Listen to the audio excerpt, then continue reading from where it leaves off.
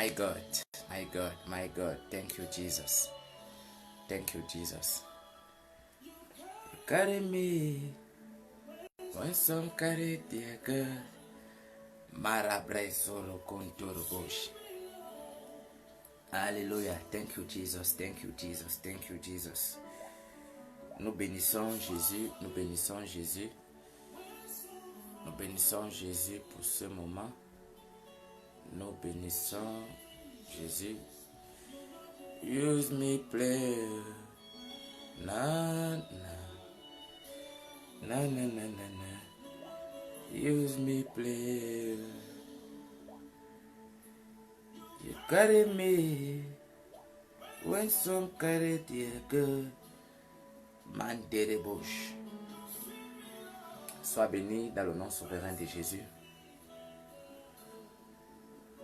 Partage la vidéo pour bénir quelqu'un. For dear God, say Jesus, you know to use me play. Man de bozora interabosh. Nous bénissons Jésus pour ce moment. Nous bénissons le Saint-Esprit. Saint-Esprit, sois glorifié. Saint-Esprit, soutiens-nous. Saint-Esprit, parle-nous. Saint-Esprit, révèle-nous les choses cachées. Saint-Esprit, bénis quelqu'un.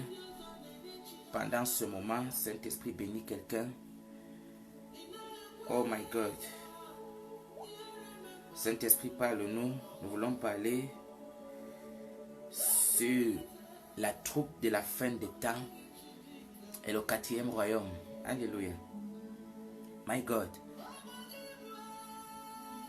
Invite quelqu'un, invite quelqu'un, invite quelqu'un, invite quelqu'un, invite quelqu'un, invite quelqu'un, invite quelqu'un, invite quelqu'un, invite quelqu'un, invite quelqu'un, invite quelqu'un. Ma debrozora ida godoro shikatara mandedede. Invite quelqu'un, invite quelqu'un, invite quelqu'un. Sois béni si tu es connecté. Nous voulons partager ensemble ce que l'Éternel nous a mis à cœur. Nous bénissons Jésus pour ce moment dans sa présence. L'Éternel est fidèle. La troupe de la fin des temps contre le 4e royaume. Alléluia. Life giver, life changer, Jehovah, the covenant keeping God, destiny helper, mountain mover, Jehovah, the covenant keeping God, life giver, my God, life changer, Jehovah. Oh, notre Dieu est fidèle. Nous servons un Dieu fidèle. Nous servons un Dieu qui nous abandonnera jamais. Pendant que l'ennemi a ses mandats, Dieu a aussi ses mandats pour nous en ces fins de temps. Jehovah, the covenant keeping God, my God. Man de brezora ida godorobosh, eza godobo. Thank you, Jesus. Thank you, Jesus. Thank you, Jesus. Thank you, Jesus. Sois béni, toi qui es connecté. Si tu es connecté, laisse un amen, laisse un je suis la troupe de l'Éternel. Est-ce que tu es la troupe que l'Éternel peut compter en ces fins de temps? Est-ce que tu es parmi les hommes, les femmes que l'Éternel peut compter en ces fins de temps? Alléluia. L'Éternel veut choisir certaines personnes. L'Éternel, dans son fardeau, dans son cœur, il y a des hommes, il y a des femmes que l'Éternel veut choisir. Alléluia. Pour s'élever contre le 4e royaume. Est-ce que tu fais partie de cette troupe? Alléluia. Nous bénissons l'Éternel pour ce moment glorieux dans sa présence. Et nous prions que quel qu'en soit le lieu où tu nous suis, quel qu'en soit le lieu où tu vas nous suivre, que l'Éternel touche ton cœur par ce message, que le Saint-Esprit illumine les yeux de ton cœur et que toute la gloire revienne à l'Éternel Jésus. Nous voulons parler de quelque chose, nous voulons parler de la troupe de la fin des temps contre le 4e royaume. Alléluia. La troupe de la fin des temps contre le 4e royaume. Parce qu'à ces fins des temps, il y a une troupe d'hommes et de femmes que l'Éternel veut utiliser. Il y a aussi ce qu'on a appelé, ce que la Bible a appelé le 4e royaume. Ça veut dire le royaume que l'Antichrist se forme à ces fins des temps. Alléluia. Nous savons dans chaque période, dans chaque génération, dans chaque dispensation, il y a, oh my God, soit béni prophète, soit béni homme de Dieu, Jordan, un voyant, que l'Éternel te bénisse, que l'Éternel ouvre encore davantage tes yeux, que l'Éternel t'amène là où tes ennemis ont dit que je ne peux pas arriver. Alléluia. Nous voulons d'abord lire quelque chose dans le livre de Daniel. Alléluia. Dans le livre de Daniel, Daniel chapitre 2. Ce soir, nous voulons être scripturels. Ce soir, nous voulons être dans les écrits. Ce soir, nous allons aller un peu doucement parce que nous voulons détailler certains nombres de choses. Nous allons aller un peu doucement. Alléluia. Daniel chapitre 2, à partir du verset, je vais couper à partir du verset 31. Là, Daniel parle le rêve du roi Nebuchadnezzar, à l'époque où Nebuchadnezzar était roi. Alléluia. Daniel chapitre 2, si tu es là, prends ta Bible, si tu es là, prends quelque chose pour noter. Alléluia. Nous croyons que l'Éternel nous fera du bien. Nous croyons que l'Éternel nous choisira parmi la troupe de la fin des temps. Daniel chapitre 2, à partir du verset 31. Lorsque Daniel expliquait le songe du roi, la Bible dit que le roi Nebuchadnezzar avait fait un rêve. Et le rêve le troublait. Alléluia. Il ne savait pas le rêve, il ne savait non plus la signification. Mais il sentait dans son esprit, Dieu avait mis un fardeau. Parce que le rêve que Nebuchadnezzar avait fait, c'était un rêve qui avait lien avec la fin des temps. Alléluia. Dieu fait ses desseins comme il veut. Voici un roi qui ne craignait même pas tellement Dieu, mais c'est pas lui que Dieu a placé le rêve. Mais Dieu a encore mis un code d'épine qu'il fallait seulement Daniel pour venir décortiquer cela. Alléluia. Et la Bible dit que le roi Nebuchadnezzar, il a convoqué tous les magiciens, il a convoqué tous les devins, il a convoqué tous les astronautes et personne ne pouvait lui dire le rêve. Et la Bible dit que Daniel est allé dans son lieu secret, il a prié. Et l'Éternel a ouvert ses yeux, l'Éternel l'a fait voir le songe. Lisons à partir du verset 31 lorsqu'il donnait l'explication au roi Nebuchadnezzar. Il dit au roi, Daniel chapitre 2 à partir du verset 31. Il dit au roi, tu regardais et tu voyais une grande statue. Et cette statue était immense et d'une splendeur extraordinaire. Elle était debout devant toi et son aspect était terrible. Verset 32, il dit la tête de cette statue était d'or pur. Sa poitrine et ses bras étaient d'argent. Son ventre et ses cuisses étaient d'airain. Il dit ses jambes de fer, ses pieds en partie de fer et en partie d'argile. Il dit, regardez lorsque la pierre se détacha, sans le secours d'aucune main, frappa les pieds de fer et d'argile de la statue et la mit en pièces. Alors le fer, l'argile, les reins et l'argent, l'or, furent brisés ensemble et elle devient comme une balle qui s'échappe du nez en été. Et le vent s'emporta. Je veux continuer à partir du verset 40, verset 39. Nous voulons aller un peu vite, verset 39. La Bible dit, après toi, il s'éleva un autre royaume, moindre que le tien, plus un troisième royaume qui sera d'airain et qui dominera sur toute la terre. Verset 40. Il y aura un quatrième royaume, fort comme le fer, et de même que le fer brise et rompt tout, il brisera et rompra tout, comme le fer qui met tout en pièces. Et comme tu as vu les pieds et les orteils en partie d'argile et de potier et en partie de fer, ce royaume sera divisé. Mais il y aura en lui quelque chose de fort du fer, parce que tu as vu le fer mêlé avec l'argile. Et comme les doigts des pieds étaient en partie de fer et en partie d'argile, ce royaume sera en partie fort et en partie faible. Alléluia. Verset 44. Verset 43 pour moi. Il dit, tu as vu le fer mêlé avec l'argile parce qu'ils se mêleront. Oh my God. Par les alliances humaines. Alléluia. La version de français courant dit, ils s'allieront par le mariage. Alléluia. Ils se mêleront. Ils s'accoupleront. Alléluia. Verset 44. Dans le temps de ces rois, le Dieu des cieux suscitera un royaume qui ne sera jamais détruit. et qui ne passera point sous la domination de notre peuple. Il brisera et anéantira tous ces royaumes-là et lui-même subsistera éternellement. Alléluia. Nous bénissons l'Éternel pour sa parole. Nous célébrons le Saint-Esprit qui nous révèle les choses cachées. Nous bénissons le Saint-Esprit qui nous révèle les choses cachées en ces temps de la fin. Alléluia. La Bible dit, je vais expliquer dans quelques minutes, je vais expliquer quelque chose de très primordial, quelque chose, le mandat de l'Éternel en ces fins de temps. Nous allons savoir quelque chose que tous les prophètes que la Bible a mentionnés comme des prophètes mineurs, ça veut dire Daniel, Malachie, Josué, c'était pas, le fait qu'on dise que ce sont des prophètes mineurs, ce n'était pas parce qu'ils ont moins prophétisé, non. C'est parce qu'ils ont moins écrit que des autres. Alléluia. Les prophètes comme les prophètes Ésaïe, ils ont tellement écrit. Les prophètes comme les prophètes Jérémie, ils ont tellement écrit, raison pour laquelle on les a qualifiés comme des prophètes majeurs. Ça ne veut pas dire que les prophètes Daniel, les prophètes Malachie, les prophètes Zacharie n'étaient pas des prophètes au même titre que les autres. Mais lorsque nous lisons, alléluia, le livre de Daniel était un livre qui parlait de la fin des temps. Alléluia. La Bible dit que le roi Nebuchadnezzar a eu à faire un rêve.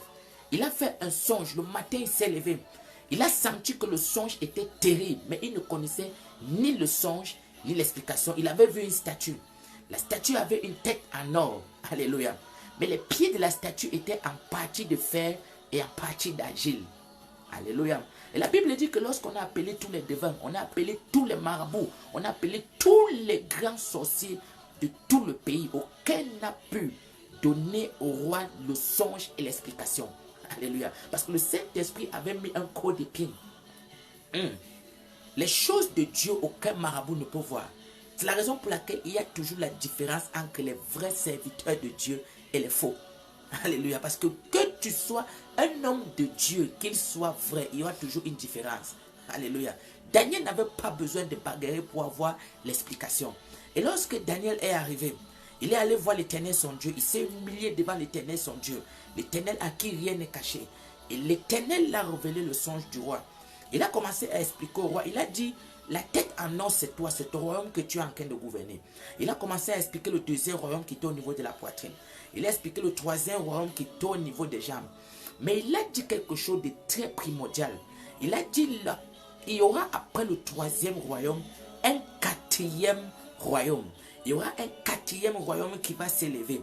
Mais comme tu as vu, ce royaume était en partie de fer, était en partie d'argile. Ce royaume, ils se mêleront à la semence des hommes. Alléluia. La version française courante dit, ils feront des alliances par le mariage. Mais la Bible dit que les rois de ce royaume, alléluia, j'espère que quelqu'un écoute bien, ils feront des alliances avec des hommes. Mais lorsque j'ai commencé à méditer cela, l'Esprit de Dieu m'a dit, regarde quelque chose. Qui sont ces rois qui doivent se mêler à la semence des hommes? Alléluia.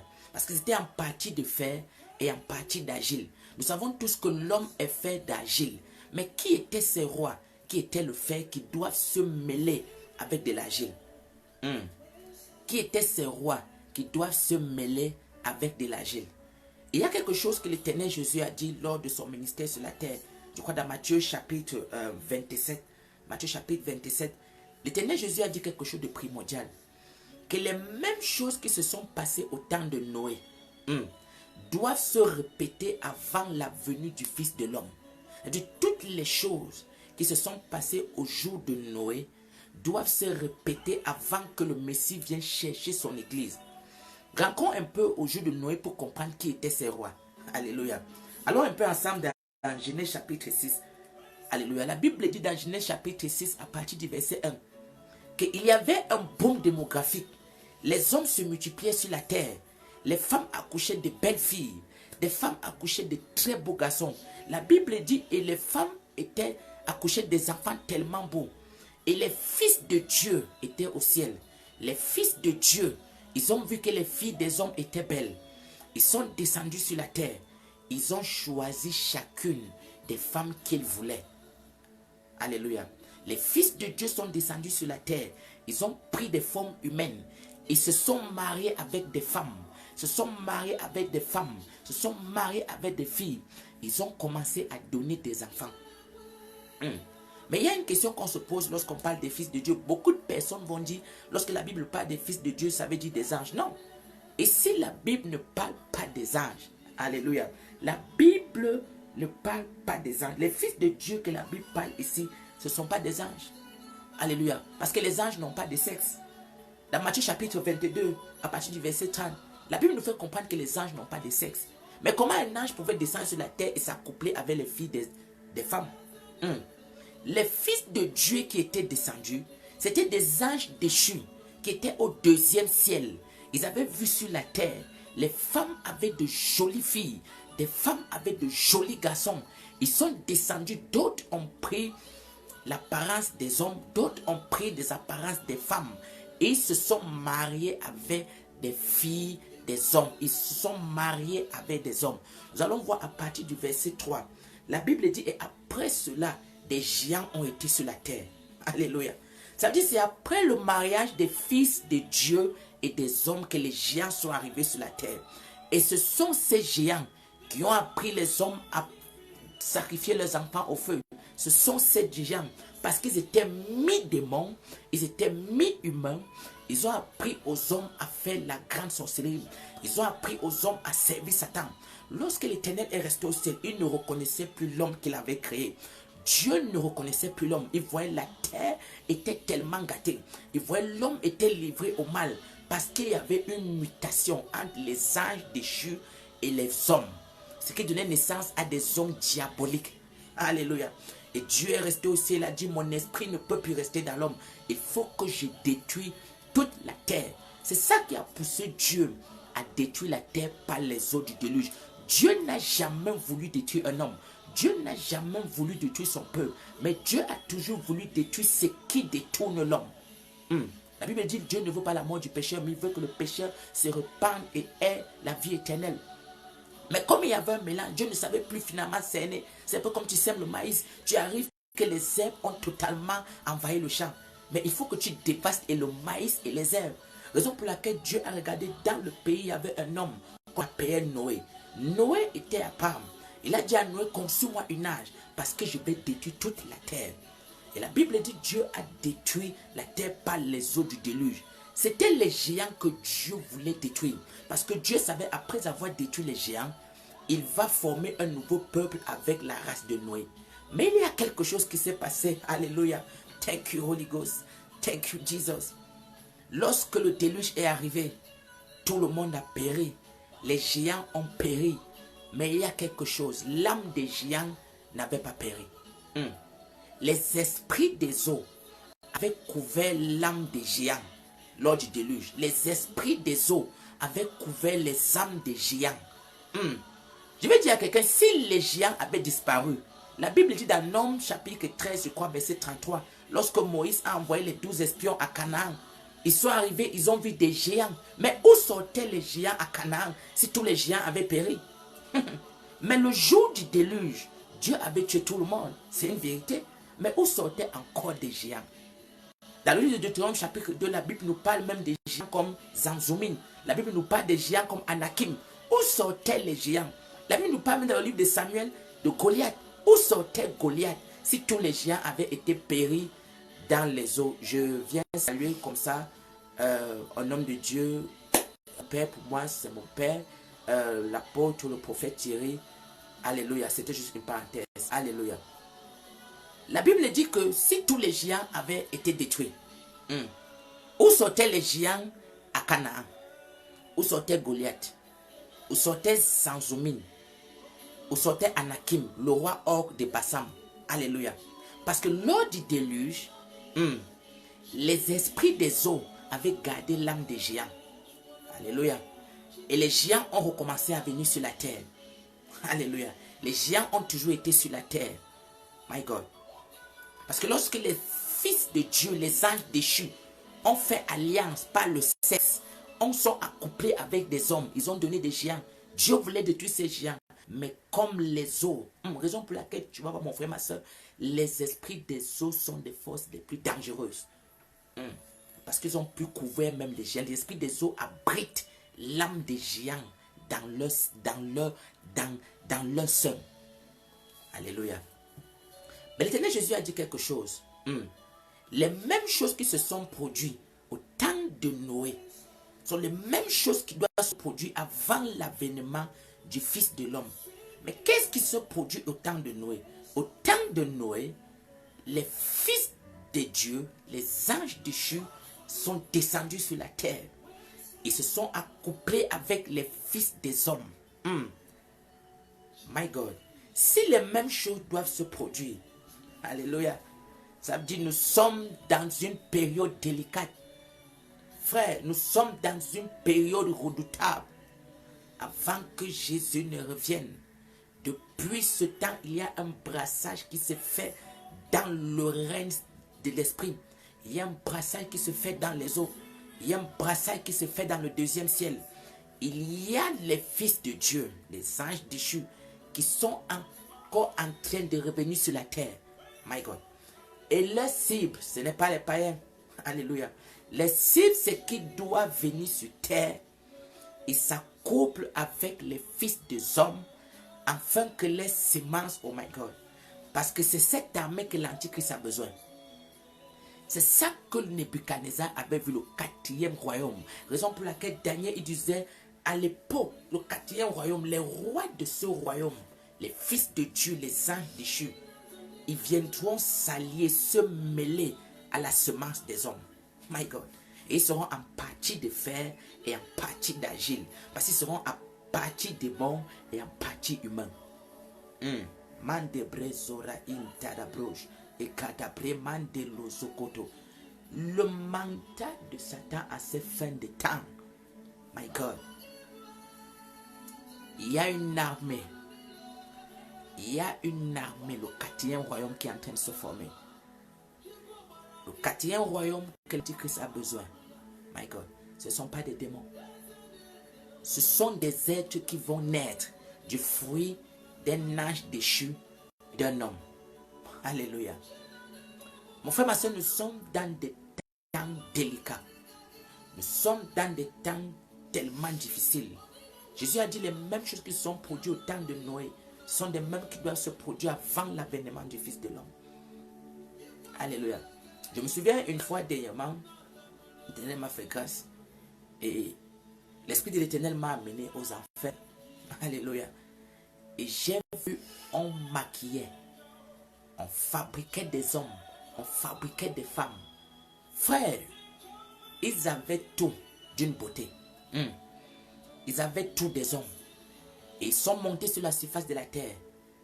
Et ils se dirigeaient vers des hommes. Ils se dirigeaient vers des frères. Ils se dirigeaient vers des sœurs.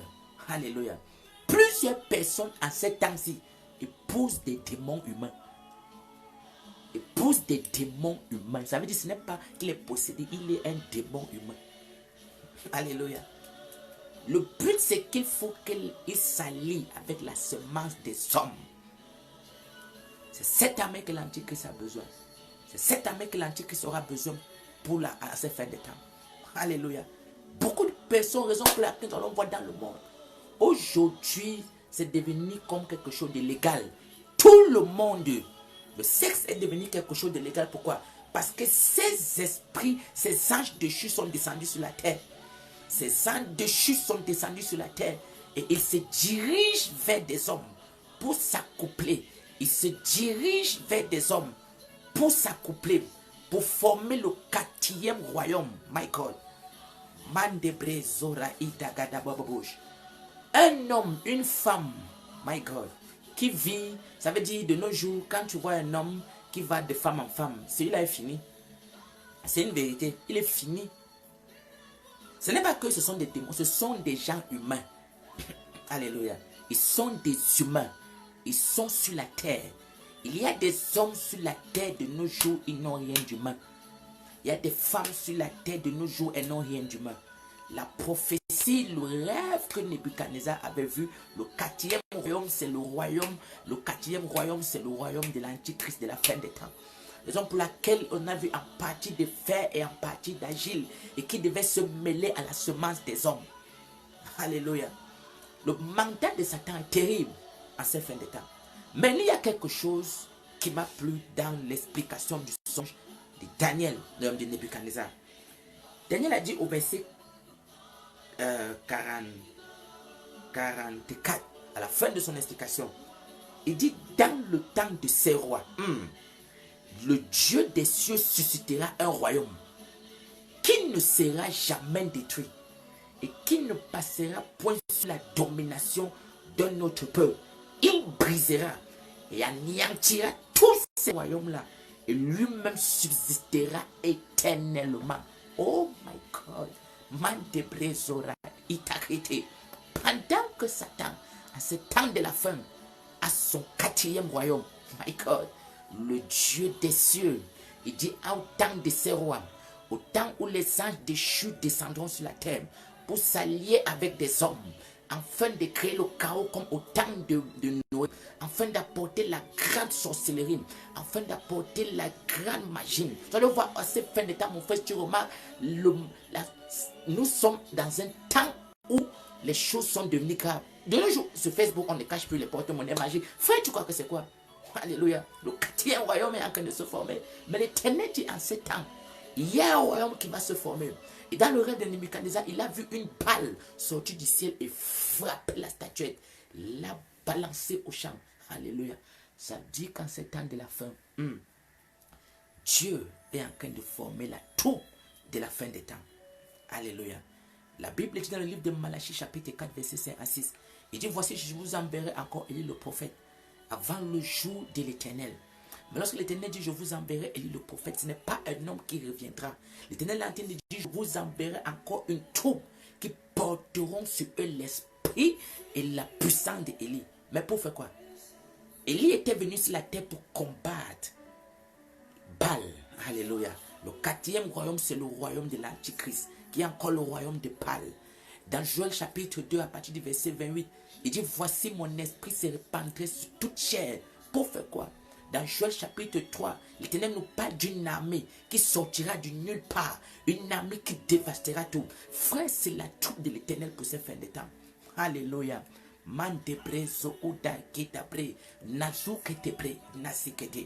Il y a une armée que l'Éternel est en train de former en ces fins de temps.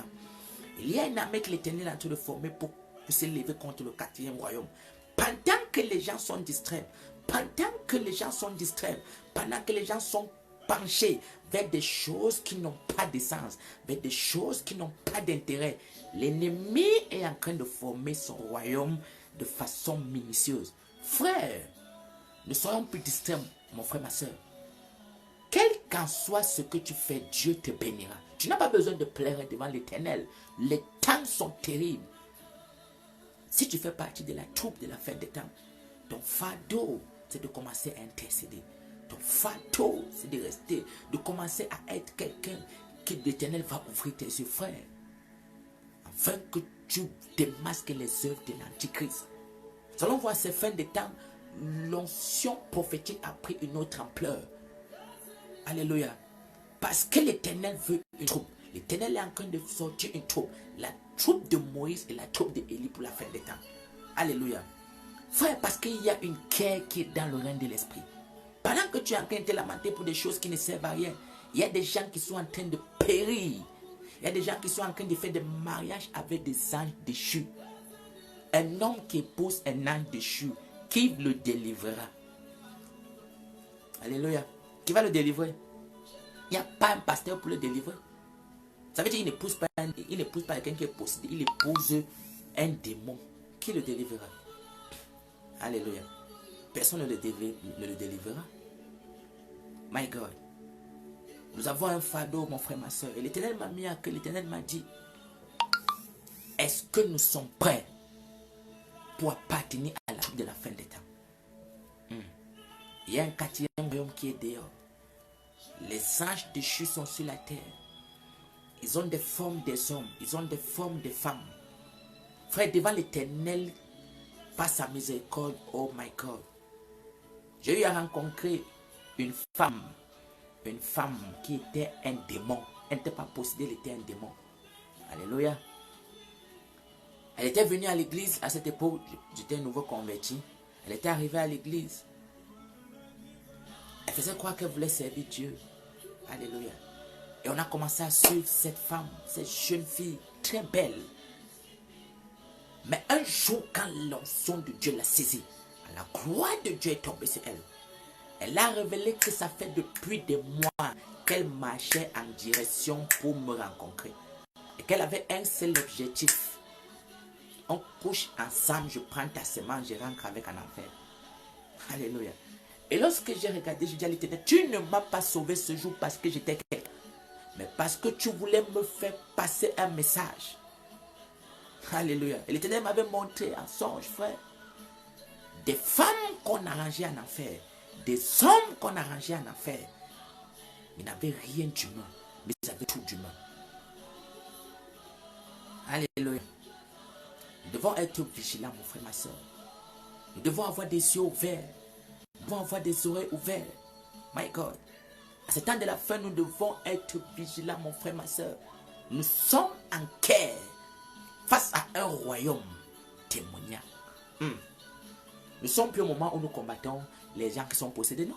Nous sommes plus au moment où nous combattons les hommes forts de famille, non. Nous sommes au moment où les anges dessus sont sur la terre en la forme humaine. On ne parle pas ici des esprits de famille. On ne parle pas ici des hommes forts. Un homme fort, on peut l'envoyer le feu, mais quelqu'un qui sort du deuxième ciel, il vient s'accoupler avec ta fille. Frère, c'est fini. C'est fini, il n'y a pas le feu pour la délivrer. Si ce n'est Jésus qui revient sur la terre pour la délivrer. Mais pendant ce temps, nous sommes distraits. Pendant ce temps, nous sommes dans des guerres.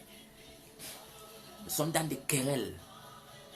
Dans des choses bizarres qui ne servent à rien. L'Éternel me demande de dire à quelqu'un aujourd'hui, est-ce que nous sommes prêts pour être la troupe de la fin des temps, qui va s'élever contre le 4e royaume, qui va s'élever contre le royaume de l'Antichrist, qui va s'élever pour combattre les œuvres de Baal, qui va s'élever pour finir le travail qu'Élie n'avait pas fini. Parce qu'il y a un travail qu'Élie n'avait pas fini, mon frère, ma soeur. Au mont Carmel, Élie a tué 400 prophètes au lieu de 800 prophètes Baal. Il y avait 400 prophètes de Baal et 400 prophètes d'Astarté. Mais la Bible dit qu'on a égorgé seulement 400 prophètes de Baal. Où sont passés les 400 prophètes d'Astarté? Ce n'est pas Dieu qui viendra les tuer, mon frère, ma soeur. Ne reste pas, tu dis tel est faux, tel... Non, frère. Ce n'est pas ça qui va changer quelque chose. Nous devons nous lever. Pas de dire que tel... Frère, ma soeur, ce n'est pas ça. Alléluia. Les temps sont terribles. Nous sommes dans de mauvais jours. Alléluia. Et l'Éternel a dit, avant que le Fils de l'homme ne revienne, toutes ces choses doivent se passer. C'est une prophétie qui doit s'accomplir. Et c'est une prophétie qui est déjà en train de s'accomplir. Jésus est prêt de venir prendre son église. Ça veut dire, si Jésus est à la porte, cela veut dire que les anges déchus sont sur la terre. Les anges déchus ne sont plus au 2e ciel. Les anges déchus sont sur la terre. Alléluia. Les anges déchus ne sont plus au 2e ciel. Une bonne partie est déjà sur la terre. Nous devons prier pour le discernement. Frère, tu peux marcher avec quelqu'un, vous partez au travail, c'est un ange déchu. Il n'a rien d'humain. Vous fréquentez ensemble, il n'a rien d'humain. Vous êtes voisins, il n'a rien d'humain. Frère, ma soeur, imagine-toi une telle connexion, tu es fini. C'est pas que tu es avec quelqu'un qui est possédé, non, tu es avec un ange déchu. My God. Alléluia. Nous devons prier que l'Éternel nous soutienne à ce temps de la fin. Et l'Éternel veut compter sur nous. L'Éternel veut compter sur toi, il veut compter sur moi. L'Éternel cherche des gens à qui il va s'élever pour combattre le 4e royaume. Dieu ne viendra pas les combattre, non. C'est nous qui devons combattre. Alléluia. C'est l'Église qui doit combattre. C'est notre responsabilité. Alléluia. C'est notre responsabilité. Arrête de pleurer pour des choses qui n'ont pas de sens. Arrête de crier pour des choses qui n'ont pas de sens. Alléluia. Certes, nous devons être bénis. Frère, la bénédiction, ce n'est pas un problème devant Dieu. La gloire, ce n'est pas un problème devant Dieu. L'élévation, ce n'est pas un problème devant Dieu. Dieu n'a pas besoin. En une seconde, il peut te donner tout. Mais pense quelque chose. Pendant que je suis en train de pleurer, il nous commence sur le moi. Seigneur, bénis-moi. Chaque jour, tu fais des retraites. Seigneur, bénis-moi.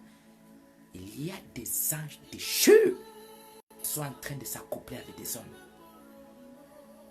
Peut-être c'est même ton cousin qui est un homme il y a une femme qui est un ange déchu. Que chaque jour, ils sont ensemble. Il faut qu'on porte ce fardeau. Frère, c'est une réalité. C'est une prophétie dans la Bible. Le 4e royaume est déjà sur pied. L'Éternel Jésus m'a dit quelque chose. Voici le signe par lequel vous reconnaîtrez que ceci est vrai. Le temps est proche où on va voir quelque chose du jamais vu. Où il y a certaines puissances du monde qui vont s'allier. Et cela sera juste l'accomplissement physique. La Bible dit que les choses spirituelles dominent sur les choses visibles. Alléluia. On va voir la Russie va s'allier avec un pays comme la Chine. Quelque chose d'impensable. Parce que la Chine est considérée comme un géant au pied d'argile.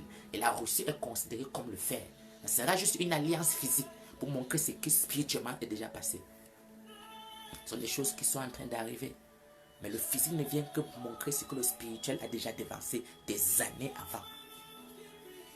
Alléluia. Tu vas remarquer que la puissance est en train de rentrer vers la Chine. My God. Parce que la Chine est considérée comme l'argile. La Russie est considérée comme le fer dans le monde. Et ils vont s'allier, ça va devenir l'accomplissement physique de la prophétie de Daniel qu'il a donné à Nebuchadnezzar. Mais l'accomplissement spirituel a déjà eu lieu. Alléluia. Soyons vigilants, mon frère, ma soeur. Arrêtons de nous focaliser sur les choses qui ne servent à rien. Nous avons une responsabilité. Et l'Éternel Jésus cherche des personnes qui peuvent porter ce fardeau. À qui il va revêtir son autorité. Alléluia. À qui il va revêtir son manteau. Quel qu'en soit l'âge, quelle qu'en soit la dénomination, on n'a pas besoin d'être pasteur, on n'a pas besoin d'être prophète, on n'a pas besoin d'être bishop, archibishop, même si tu as 10 ans. La Bible dit que lorsqu'à l'époque de Philippe, Philippe n'était pas un apôtre, mais Philippe a fait des choses que même les apôtres n'ont pas fait. Étienne n'était pas un apôtre, mais Étienne a vu Jésus debout dans la gloire lorsqu'on le lapidait. Étienne faisait des miracles extraordinaires. Ce n'est pas un problème de titre, ce n'est pas un problème de nom, mais c'est un problème de qui veut appartenir à la troupe de la fin des temps. Et l'Éternel fait grâce à tout le monde. Alléluia. Nous bénissons l'Éternel pour ce moment. Dans sa gloire, nous bénissons le Saint-Esprit qui nous a révélé de grandes choses. Et nous prions l'Éternel, que l'Éternel nous donne la force. La Bible dit que ce n'est ni pas notre force, ce n'est ni pas notre puissance, mais c'est par l'Esprit de l'Éternel.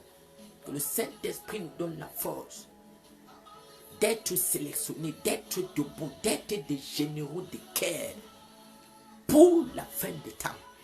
D'être des hommes qui portent le fardeau, d'être des hommes sélectionnés par l'Éternel.